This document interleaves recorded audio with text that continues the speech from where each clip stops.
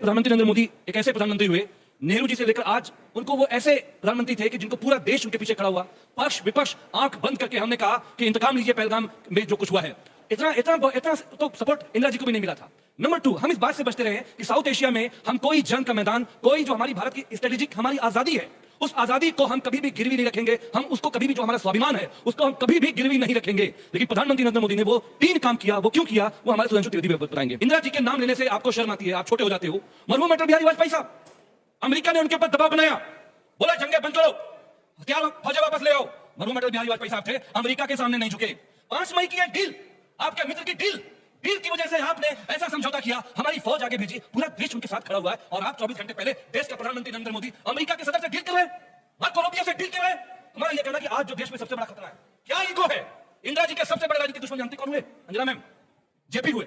सुबह शाम उनके खिलाफ आंदोलन चाहते थे। लेकिन जब 71 का मामला आया, जब बांग्लादेश का मामला आया, दुनिया के पटल पे मरहूम इंदिरा गांधी जी ने जेपी साहब को सारे कंट्रीज के हेड्स को भेजा कि जाइए और भारत का पक्ष रखिए, और वो गए और भारत के लिए जाके लड़े। प्रधानमंत्री नरेंद्र मोदी से मैं पूछना चाहता हूं, बताइए कौन सा ऐसा ईगो है कि आप लीडर ऑफ अपोजिशन एलओपी आदरणीय राहुल जी को, आप इस देश की तीसरी लोकसभा में सबसे बड़ी पार्टी माननीय अखिलेश यादव जी को, और जो हमारे बड़े बुजुर्ग नेता हैं उनसे 1-to-1 करके मिलते हैं, हम सब साथ में हैं। ईगो क्या है? ईगो शहंशाह हो क्या हो?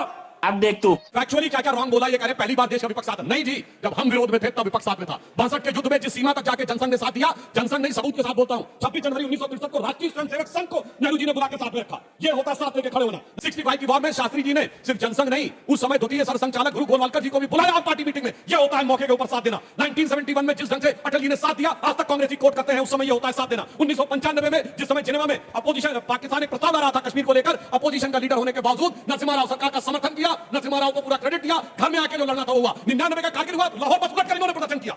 जब सर्जिकल स्ट्राइक हुई तो इन्होंने कहा सबूत दो, जब बालाकोट हुआ तो इन्होंने कहा सबूत दो, और आज इन्हीं के बयान मीडिया में सुर्खियां बने हुए हैं। तो मान्यवर पहले ये क्लियर कर लीजिए, अपोजिशन में कैसे काम किया जा सकता है वो हमसे सीखिए।